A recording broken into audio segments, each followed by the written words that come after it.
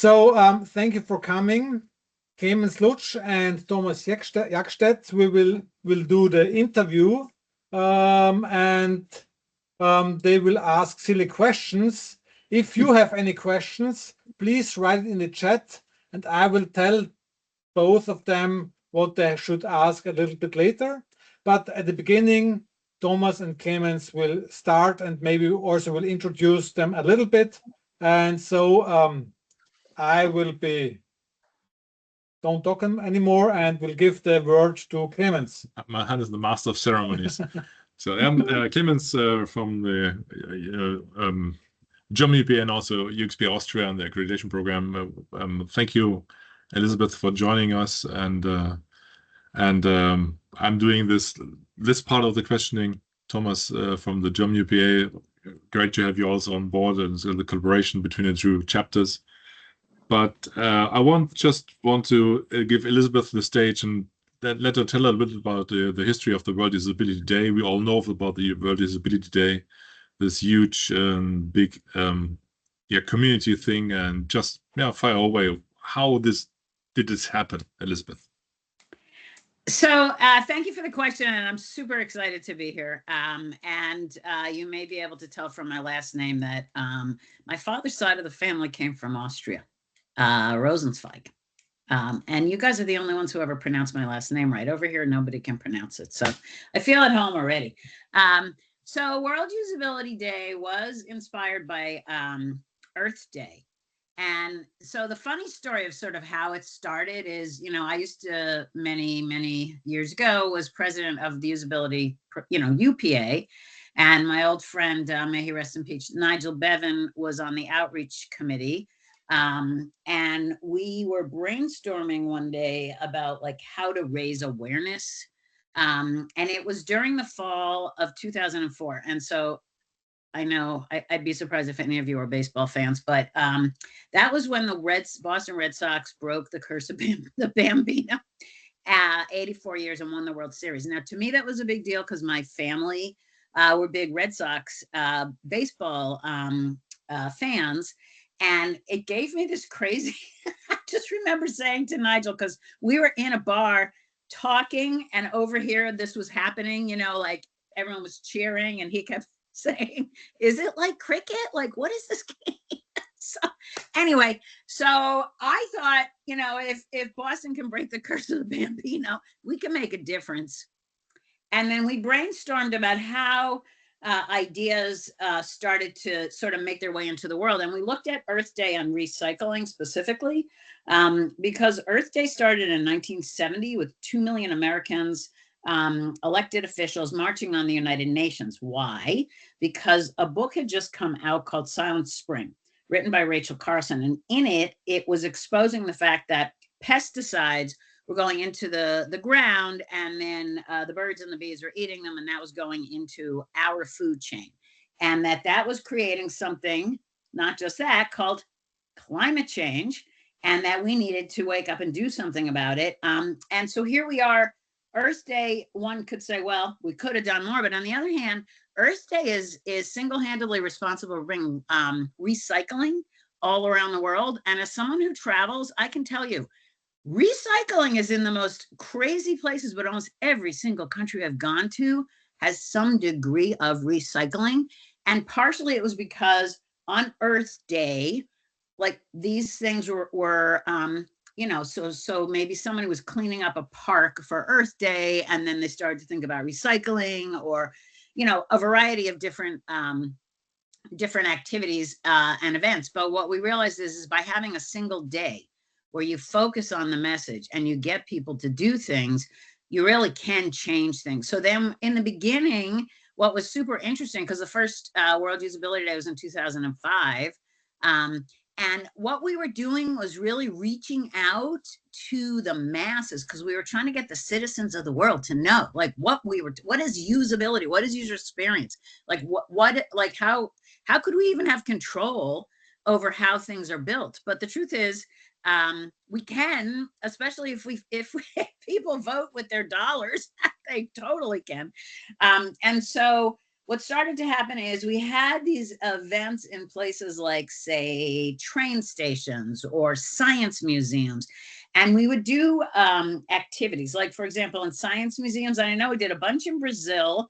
I think we did like Central Europe. There was a few. There probably was something in Germany way back.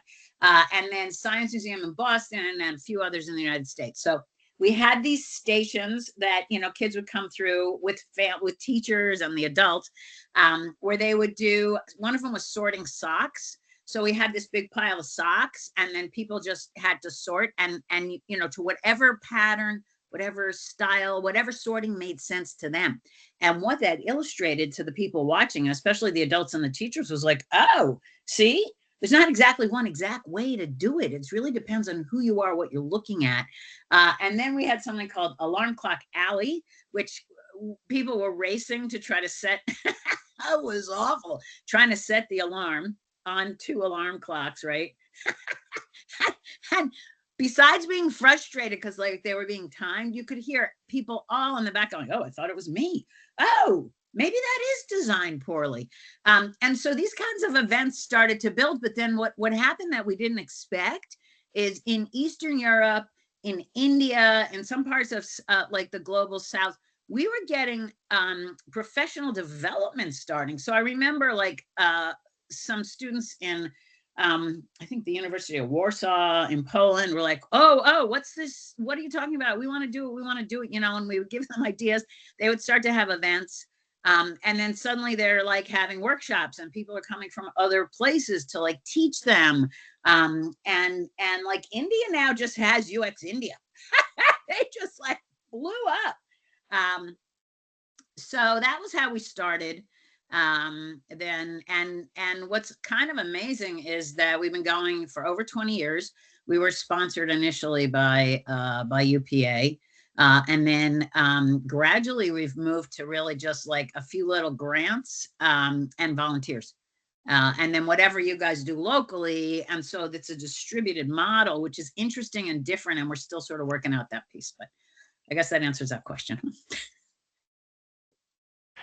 First of all, thanks for all these insights and these vibrant stories and these backgrounds. I think that really shows how much of a cultural phenomenon this event is, and also how our wider UX community kind of is living, within itself, from the people being also not just doing the job but really being involved here, and coming together as a group is a value in itself. And especially in the current times and after COVID times, when we were over online, now changing back, we experience these phases. What particularly for you is this thing that separates in-person events from purely online stuff or courses that you can attend? What makes it so special to come together for you? Well, I mean, I'll start just with, thank you for the question, with the big broad picture, which was World Usability Day was about bringing together all the different groups that are working on making technology better, right? So it wasn't just UPA or SIG-Chi or Plain Language or the Art Institute, Graphics Association, or like anyone, right? It was just about like all of us.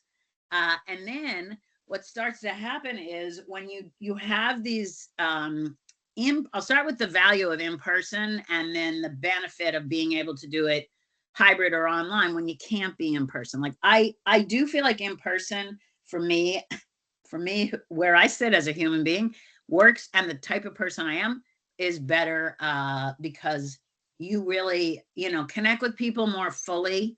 I mean, it always amazes me. And again, I'm super happy we have the internet, because here I am doing this with you guys. But like, I'm sure when I'll meet you in person, I will probably think you're taller or shorter than I currently do. And the reason is because right now we're all the same size, but I know for a fact how short I am. So every time I meet someone in person, I'm like, oh, I totally guessed that wrong, right? So like, but that's important because it's just like we're people and all. So the value of also bringing together these communities in person is amazing. So what Boston's been doing the last few years for World Usability Day is something called UX Fair. And UX Fair brings all the groups together all the students in the Boston area who are studying any kind of user-centered design, UX, HCI, human factors, industrial design, come together for a day. And there's like mentorship, and there's like workshops, and there's lectures, and there's pizza. And, you know, for me, it's always fun because I've taught in many Boston area universities. So when I go to the fair, I see my students from all over Boston, which would not be the same if I was just doing these, online. But I think the other value of bringing together the different groups is just the different points of view you get. So during COVID, we actually had an incredibly strong year for World Usability Day events because everyone was online. And in fact, I remember the first, like, so it was 2020 and 2021 that I think I attended 5 events each during the day, and they were almost on every different continent. And I got to tell you, that was pretty powerful and not something I would have imagined. And so there is a value to that in the sense of, I remember on World Usability Day, and I was like at maybe keynote or something at the Swedish event, and in Sweden, they weren't doing what we were doing in the United States, right? Like, so here I am, like if I go out and I'm a mask and, you know, all these 6 feet apart, and then I'm speaking to the Swedish folks who are just all like, it's a normal day. You would never know COVID was going on over there. Like just, I mean, they did what they did and here they are. I'm not saying right or wrong. It's just like, I was so distracted on mine. I was like, how can you be standing there? We can't stand next to each other. So it was just fascinating. And I kind of appreciated that because it also made me think, oh, do we really need to do what we're doing here? I mean, yes, we, you know, whatever. I don't want to go down that road, but it was just interesting to see. So that was hybrid. But then I think hybrid's the hardest, just to be honest with you, because like it's not even footing in the sense of when you're in the room, you're in the room, and it does supersede you being online. Like I know a lot of, it's interesting. So at Brandeis, we have faculty meetings that are hybrid, and they work super, super, super hard when we're doing question and answer. Like, okay, no, we're going to the screen. No, we're coming back. Like they work really hard. But unless you work that hard, it's a very hard thing to do. So I am looking forward to being in Graz at the World Usability Congress. Sorry, it's an interesting language word. But anyway, and so just sort of to bring it back to the high level, the point of World Usability Day was not to create another association or organization. It was to bring together all the organizations that are concerned with using design, usability, engineering, psychology to be applied to products and services and technologies, to use them to make the world a better place. And so therefore, if you think about what we are, we're loosely a federation in that we're trying to bring together all these disparate, disparate areas. I don't know. Did I answer the question? I tend to kind of, yeah.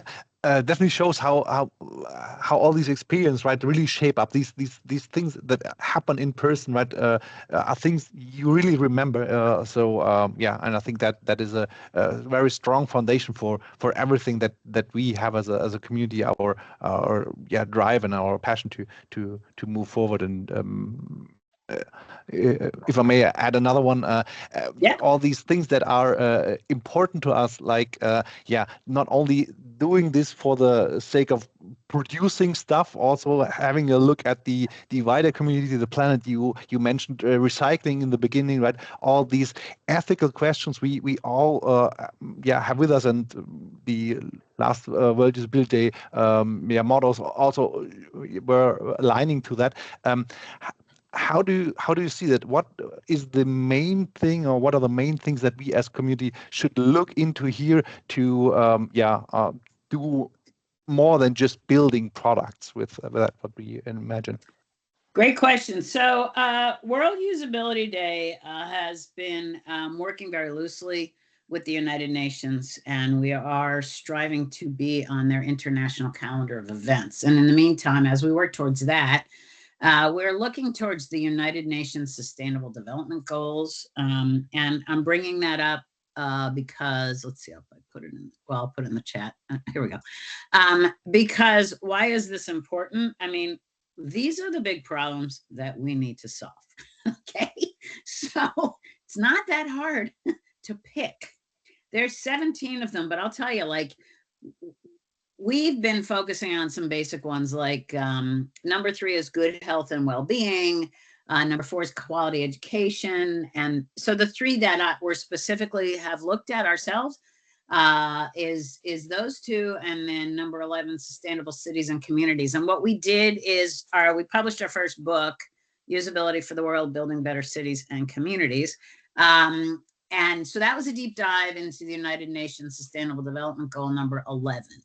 And that also connects to human-centered cities, ethical AI, smart cities, and all of that.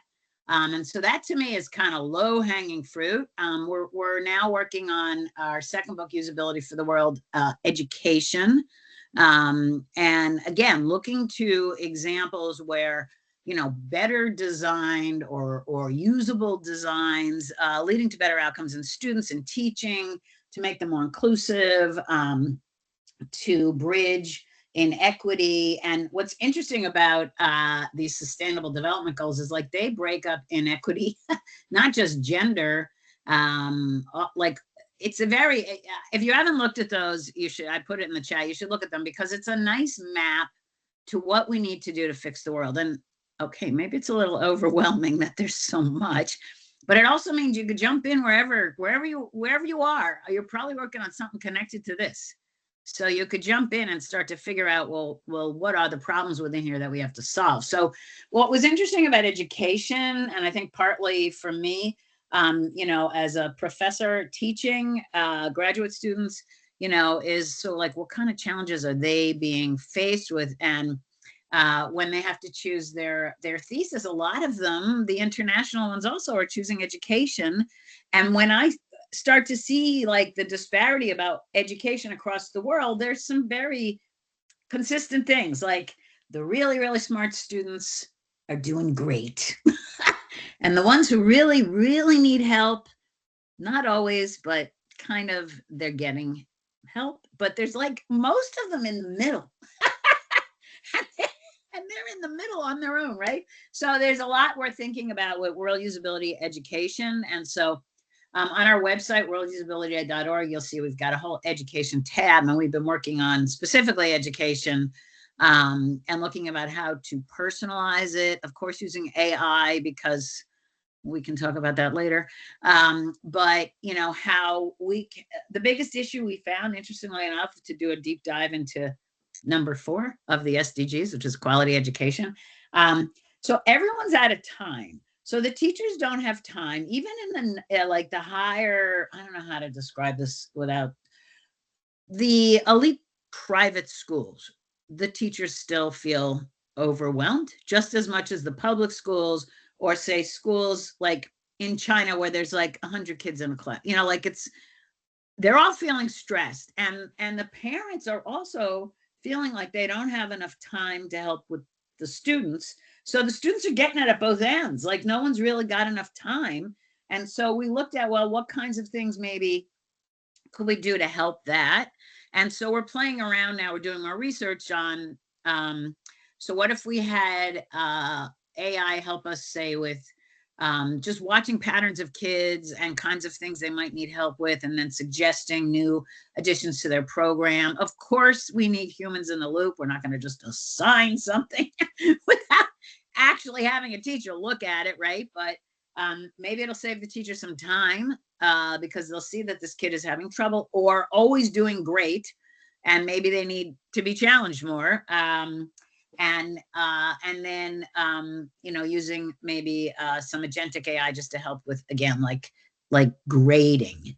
Because I know as a professor, that is very time consuming. And if you care about your students, you're going to spend the time on it.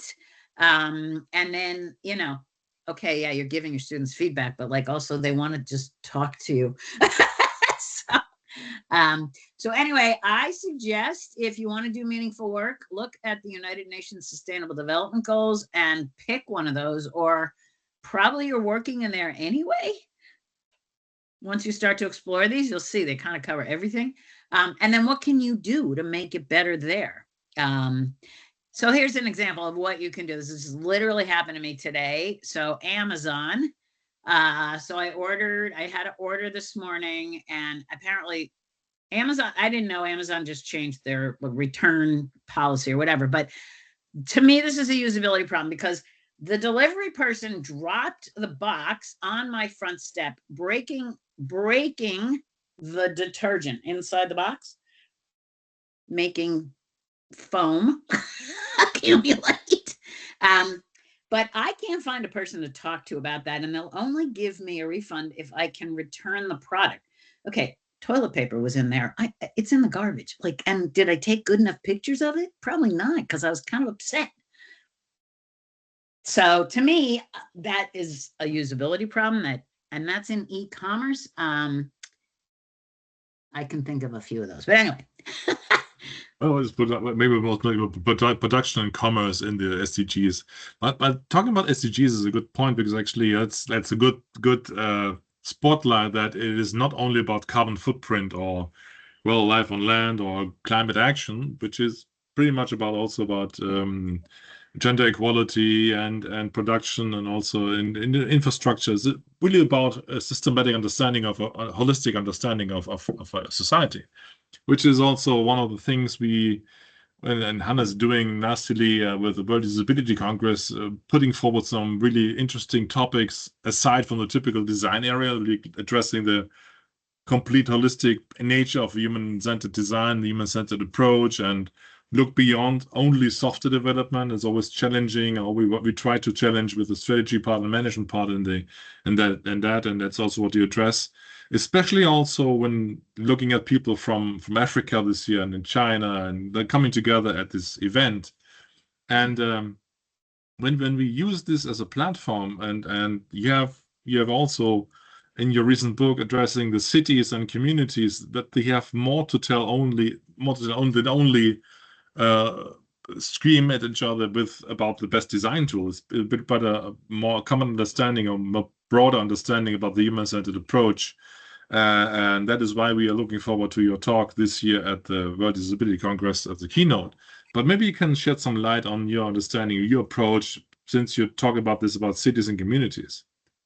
It's a great question, because I always in my career have considered usability of everything around us, all our touch points, right? And now we have names for that. Like, for example, service design, right? Like, so I had a client that was a museum, and yes, I was working on their website, but we had to walk through the museum to understand what was going on in the website. And then realized, we can have little points, touch points here. Why don't we put a barcode that people can read while they're walking through the museum? Yada, yada, yada, and so that's, so then we started getting involved with the signage and everything else, like, and then little things like, there was a time capsule in Boston that was unearthed, and at the time, the head of the museum was reading about this colonial unearthing of a time capsule from the Revolutionary War. Well, he was British. He was reading it with a British accent. Me as an American just thought, okay, that's too. We need to think about the whole experience. We're talking about the fact that we won the war. Why did we have that? Should be an American with like some American accent. I mean, so like it's a holistic experience, and usability was always holistic. Usability was never originally, and I still believe to this day, about a screen, ever. Usability engineering was started the late 90s, right, by Jakob Nielsen, right? And that was usability. And then usability was the reason we called World Usability Day usability, because usability is even bigger than user-centered design. It's how everything works, like the usability of my cup, like honestly, does it spill on me when I drink? That would be bad usability, right? But if we think about where we are with screens, then we can see that they're just one touch point in the experience. So I think about healthcare. And I think about how, okay, maybe I have an app to look at my own healthcare. I was helping my dad before he passed with his, but now I'm taking him in and there's another, I don't know, we've got to find our way to the doctor inside the building. And so how, so I'm putting down my phone and I'm looking around, right? But maybe there's other ways we can connect it. Or maybe, like I have seen actually a few doctor's offices that say, here's your appointment and go to this room and, all of that, right? And so that again is the experience. Or think about an automobile, because you've got the screen, but you're touching, you're inside a big giant machine. So it can't just be the screen. And since I worked at Kodak for so long, we always, and this was like before, phones were in cameras. And so we were always thinking about how the camera felt. I remember the first digital camera we designed was very, very light, and because it was digital, and there was no shutter. So there was no shutter sound. And we did usability testing on it, and no one thought it was a camera. They thought it was too light to be a camera, and it made no shutter sound. They didn't care that there was no film inside, and there was no, right? So we made it a little heavier, and that's where we started to this very day, the shutter sound that you hear when you take a picture, because we realized, oh, people actually need a lot of feedback. And if they're used to something and they're used to getting feedback, like I hear the shutter click, and then I know I took a picture, so you don't take that away from them just because you have a new device, right? So that is usability. Like that's all usability. So I'm always amazed. Sorry, maybe it just shows how long I've been doing this. It always amazes me when someone says, wait, it's not just about screens. And I'm thinking, who told you it was just about screens? Never was about only screens. So yeah, and that's the challenge. Well, I was part of that journey in the 90s when we discussed about interaction principles and all this stuff we did in ISO standards, when Wolfgang Gita was still active at the time, and it was always like there had to be like system, not, and there's also what we have in economics, the system understanding. But the thing is now, to being a nasty question about that would be this. I can understand people get frightened about the responsibility you have, and they say, "Oh, it's not only about the screen or mobile app on this little bit, this tiny little thing. It is really about taking responsibility and acknowledge that." And this and that. I did one session is always as ended. So okay, UX design or human-centered design is always ethical design. It has to be ethical design. And of course, when you say ethical, people, okay, it's just humanism, whatever. It's like a flurry, esoteric thing, jumping around the garden, dancing your name. It is more than that. It's really about responsibility. But of course, I can understand people are shying away from that. What do you say to those who don't want that responsibility or accountability, maybe? So I just want to make sure I understand the question. So you're saying that that this idea of responsibility or empathy maybe is unnecessary, or like a burden. Frighten people away, because nowadays, and that's again to the challenge in education, we talk to people that have no idea when they study this, do a bachelor in UX design or related stuff. They have never been addressed with this. They don't know that this is a responsibility they really should look into as well. They are just focusing on the tools and the challenge of AI and design and so, but they're not really not prepared for such a challenge or for such a responsibility. No, it's so funny you say that. I mean, funny, not funny.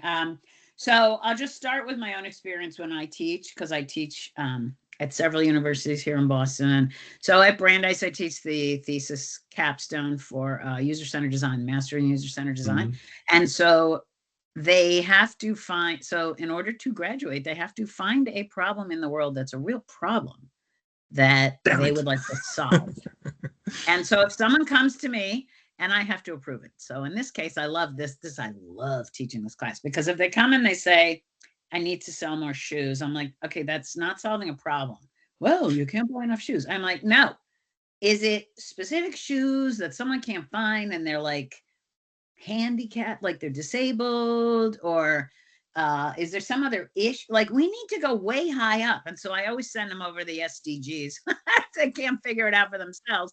But a lot of times when I push them, and it's been weird the last few years, is they go over to mental health, like whenever, like that, as soon as, and so maybe that's, now that I'm saying it, Clemens, maybe that's the anxiety, as that gets triggered, like, wait, actually, the thing with shoes is it's hard to find comfortable shoes, and I have a back problem. And if I can't find comfortable shoes, then I'm just cranky.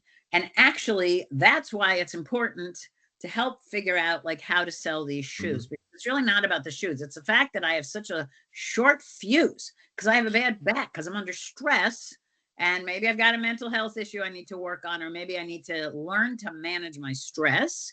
And nobody likes to be told that. So, you know, so like it starts to dig into these other things, or and so I think the way to do it is just, so it's like low barrier entry. So in this particular class, I'm like, okay, if you want to work on shoes, you can work on shoes, but we need to find the through line that is not just about the money, because that you could go just study product design and marketing and sales. That's not what we're doing, because we have the psychology. So then I also like to bring back the issue of cognitive load, because that's an easy one, right? Because if we just think about, okay, well, I can't change the world and solve, there's too many problems on these SDGs. No, don't make me do it, you know. Then I could just think about, well, let's go back to solving a single problem. How about let's think about what problems are caused by cognitive overload? Okay, so now we have this theory, the Miller theory of cognitive overload, that you can have 7 plus or minus 2 things in your head at any time. So for the not math thing, it's 5 to 9 things in your head. On a good day, even if you have 9, what are they? Okay, so maybe 2 or 3 are trying to figure out how to like solve poverty. And maybe another one is like, geez, my back still hurts while I'm talking to you. Oh, okay, mine is fine, but I'm just demonstrating. Oh, you know, okay, there's like 2 things. Now I'm down 2 and I'm thirsty. Sorry. Oh, down 3. And then what were you saying? Like, so cognitive overload is a very real thing, and where it shows up, where we're not thinking about it, could be dangerous. So like in a car's an easy one to say, okay, maybe I just want to have less accidents. Let's figure out what we can do on these screens. Back to the screens, but you see how I try to fix that problem.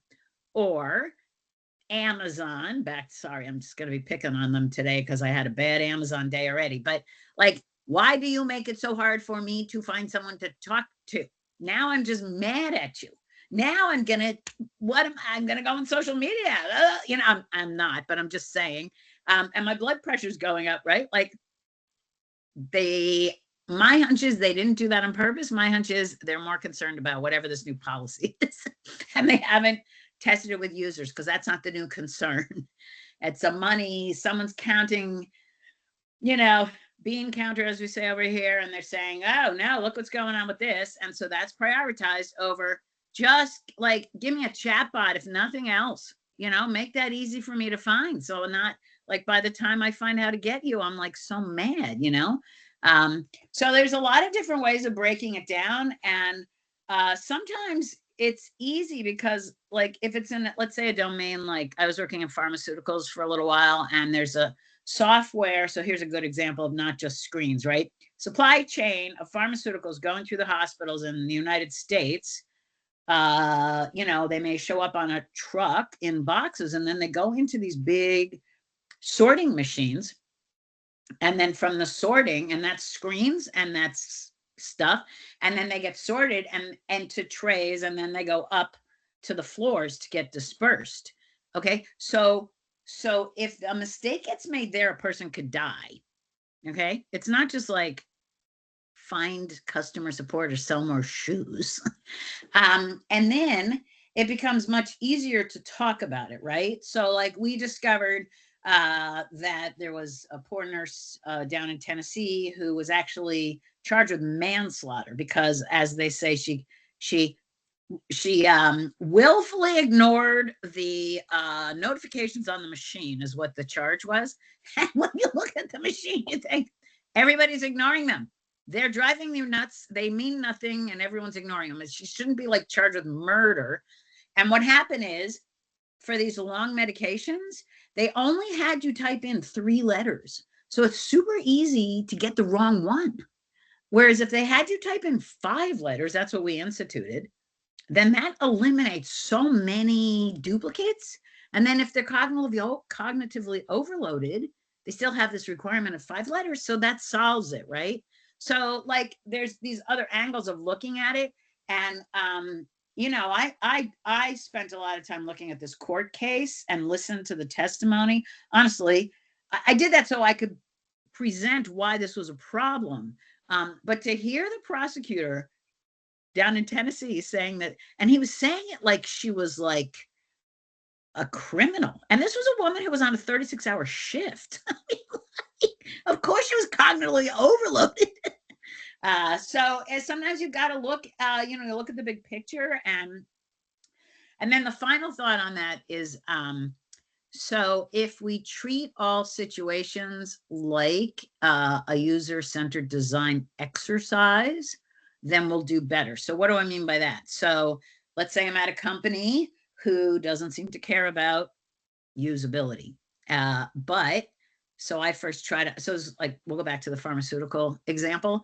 Why don't they want to listen to me about these 5 letters? Oh, they're under pressure. Oh, they've got a deadline. Oh, persona billing. Oh, okay. Now I understand who they are. And then I could do a few use cases about what they might or might not be going through. So then when I present it, I have more empathy for them and also maybe a few ideas or at least a few questions or, oh, I know you're very busy, or I know this is going on, or I know that. And then I have more tools. So yeah, so there's a lot of different ways of going about it. But I think if we use our user-centered design skills just as our like road, as our little navigation process, then I think things sort out pretty easily. So I hope that answered the question. Yeah. Yeah. And on that, I'd really like to pick it up. We're kind of reshaping our profession in a kind of way with all these new tools that are upcoming. Right, we did this in the past multiple times. Right, we did this when mobile devices were emerging, and all our processes, all the tools that we had, right, had to adopt to cater these new kinds of devices and these new use cases where people are not sitting in front of machines as we mostly currently do. They're out and about somewhere, sunlight is there, they were walking, for example, right, and all these various things, share reception better or worse, a myriad of additional questions adding into this design process. Now the next step of all these AI tools adding up in the creation phase and also in the consumption phase, where our users might not consume the touch points we design in the way that we think. Right? They maybe add an AI on top of it to filter what they see or to change what they see, to change language and all that stuff. So this all, leaves us with so many questions and people being, kind of distracted by that. So what's your method of getting this focus, and where you see all these things very clearly? How do you deal with all that complexity, and how do you shrink this down to get to the actual question and then solve it after all? So that's something that I think is it's a good question. Multi-part question. I mean, so the complexity, so the argument with AI is that AI could sort through the complexity to try to make it easier. And that works sometimes until it doesn't, and then it starts hallucinating. So the question is how to deal with it. To me, it's interesting because, I mean, I've been working with and inventing and innovating with AI since the 90s, right? Like AI is actually 50, 60 years old. What's different is the availability to the public of generative AI. And And so generative AI is only as smart as what we're feeding into it, right? So the question is, with that in mind, how would we use it? And I guess, to be blunt, defend against it, right? Because easily, certainly I've heard stakeholders say, we don't need you anymore, we can use AI. And of course, that is absolutely not true. It only makes it worse if you take humans out of the loop. And so the question is, how do you ensure humans in the loop? To me, that's like the biggest. And that's part of what this, this book about the cities, is thinking about ethical AI, right? So that's where we can make, I feel like, a difference in the sense of how do we use AI, right? Because everyone's using AI, and if you're not, you're going to get left behind. So it's not a question of sticking your head in the sand. Except I will say my youngest son is a journalist, and I'm so happy to hear he's like, obviously we don't do that. We get facts and we report. Good, because not everyone should be like using AI to come up with stuff, right?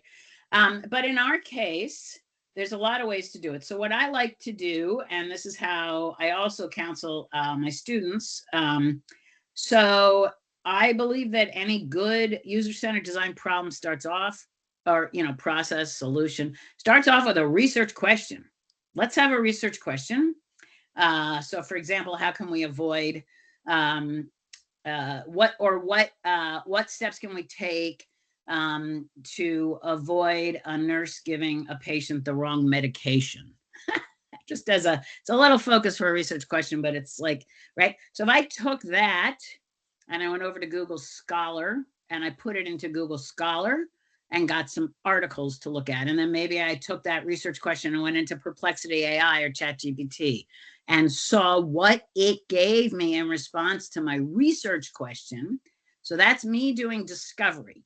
That's me doing discovery like I would for my books. We go to Science Direct or any of the other, in my case, paid firewall ones, but like Google Scholar also gets you there and see what's actually the science about this.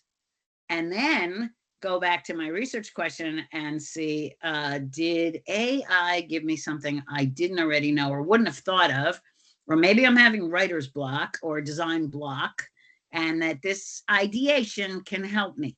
But then you got to stop with that and go back to having you be the human in the loop, because it'll hallucinate for sure. And so that's where we can regain our power, in the sense of using it, not being afraid of it. But then I think the argument is also that yes, technology keeps changing. Look, I was actually a commercial photographer until I met a computer. And then I went to work at Kodak, and we were trying to figure out what would happen. So this was before phones were cameras. Okay. And we were trying to get ahead of what would happen. But I'll tell you, the professional photographers, bye. I mean, so you evolve. So I evolved, and I'm gonna keep evolving. I mean, that's happening all the time. I don't know why, I just remembered. So my dad passed a few months ago, and sometimes I get these like funny stories, but he grew up in New York City, and he grew up like during the Depression, and he told me how it used to be like New York smelled like horse poop because everyone was using horses to get around. And the big problem was what to do with all the horse poop, right? And then when cars were invented, that problem went away completely. And then people were like, well, what are these guys gonna do? The ones who shoveled out the poop, but also the ones who took care of the horses. And some of them learned to drive, and some of them decided to do something else. And so evolution and evolving is always going to happen. So I don't think we can be afraid of that. But then once again, we can use our skills to think about, well, okay, so what actually is the problem? Are we thinking AI is going to replace us? Well, based on what I just said, it actually can't. So if we get over our fear, so here's where like actually getting over your fear would help you. So see how you can use the tools to make it your superpower, to then, build on it. So I could go on, but I don't know if anyone has any other questions. So doesn't look like it yet.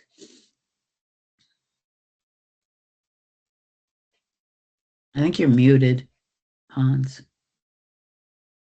I think Clemens is the next one, huh? Clemens? I'm mute, so I was sticking.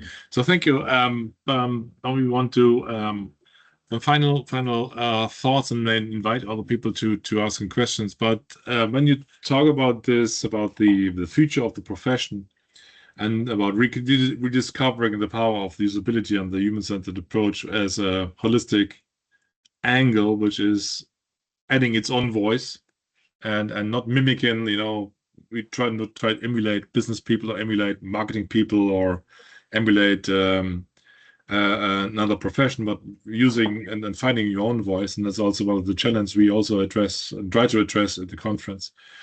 And also want to, but also addressing the fears of the people and the insecurities, which is not limited to the UX profession. Pretty much every lots of professions are challenged with AI, and it's a costly thing, obviously. And I just want to make sure that this is one of the efforts also from your initiative about lobbying, also together with partners about the profession, about the professional aspects of this profession that is all about the human being and avoidance of harm. And Yeah, lobby so- work is also dear to art as well, obviously. I mean, thank you for the question. And so we are very focused on getting on the calendar of the United Nations World Usability Day. And what we see as the benefit of that is a wider, footprint, access to some of the other organizations that are working on the Sustainable Development Goals. Because at this point, the AI piece is just the through line through everything. It's like just assume AI is in everything, right? So then it's not about AI, it's about how we're using it, what we're going to do with it, and then that can make it more ethical. So part of our work is lobbying, and we wanted to really have that international impact. So there's two examples in the United States where we have made some impact. First one is in medical devices, and that happened, I think, about 15 years ago, where the FDA, which is the Food and Drug Administration in the United States that authorizes medical devices, in addition to pharmaceuticals, but medical devices, added a clause that all medical devices have to go through human factors and usability testing. And it's quite rigorous. I have done some of it. So let's say you've got even something like a migraine headache device that just like, say, the one that I worked on just like fits on your ear, right? So it doesn't even like puncture the body like, say, a glucose monitor might, right? And I've worked on those, but you need a lot, got a lot of extra steps if you're working on something that actually like pierces the skin. So we'll stick with the easy one of, I got this thing on my ear to help my migraines. So we had to do like 25 usability tests, exactly the same, read them straight off of the script, not deviate at all. And then that passed, that it was mitigating any risks, that we were looking at the risk mitigation before, like we were getting, it was like so satisfying though to get down to that level where they really have to do human factors and usability testing and rigorous quantitative testing, and so that was one that we pushed, and partly it was showing these things about how, poor somebody with a migraine and then just put this in wrong and then they don't get the data right. But then the other one we did here in the United States was voting machines. Because after the 2000 election, of course, this is in my book, with the hanging chads, well, that was a design problem. And I won't go into the whole, you can read my book and find out the design problem. But now voting machines in the United States also have to go through human factors and usability testing. So we are working on that, and we'd like to do more of that worldwide, which is why we want to get on the calendar of the United Nations, and then also work with other organizations. So I know that Nigel Bevan was the one many, many years ago we worked with on ISO. And I know there's other things that we are exploring that we can do as well. Yeah, thank you. And that's also a good approach. We are obviously following being the liaison with ISO directly and also working on this for 30 years already. And it's also part of lobbying work. In Austria, we have the opportunity to work with an industrial platform, which is managed by the government. It was a part with them already and getting noticed on the agenda. We're working also with the German UPA to get this done also in Germany as a collaboration, and also using the European stage as a kind of spearhead, pretty much. Also, that maybe other countries follow, as the US is sometimes looking to Europe, what's happening over there, and also we have regulations in place and look forward accessibility. Product liability has changed and all this stuff, and it's especially one of the things we talked about, avoidance of harm, which is actually a really good talking point for usability professionals, because now software has become part of product liability. So you kind of become liable if you deliver crap as a UX professional, which is also a new situation for us. But now, if I'm just asking if someone has a question, and invite other people to just post anything, otherwise maybe some final words from you, Thomas.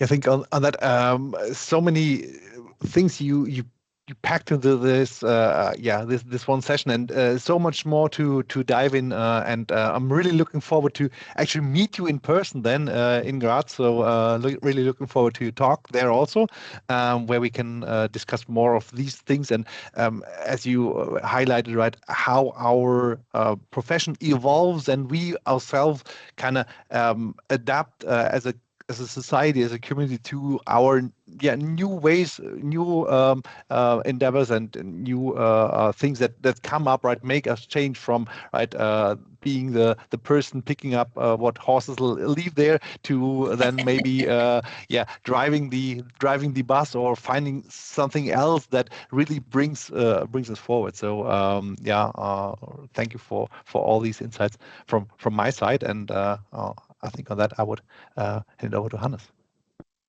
Oh, I have to finalize. Okay. Can I just say thank you to everybody first? I'll just say thank you. I really enjoyed this, and I look forward to seeing everyone in Graz. No. Now you can. Elizabeth, one last question to you. Okay. What's your final words to all the UX designers out there? Do you have 1-2 sentences which they really should know? Don't give up hope. We're doing the right thing. The world needs us really badly. So do not give up hope. If you feel like you're giving up hope, find me on LinkedIn. I'll talk to you. Definitely. Thank you. This is all what I wanted to say. Okay. See you in Austria. Yeah. So, yeah. Great. Stop the recording then. Yeah, I stopped the recording. Yeah. And thank you for your time. Elizabeth, we can just say it for 5 minutes longer in the chat, so we have to talk about things. And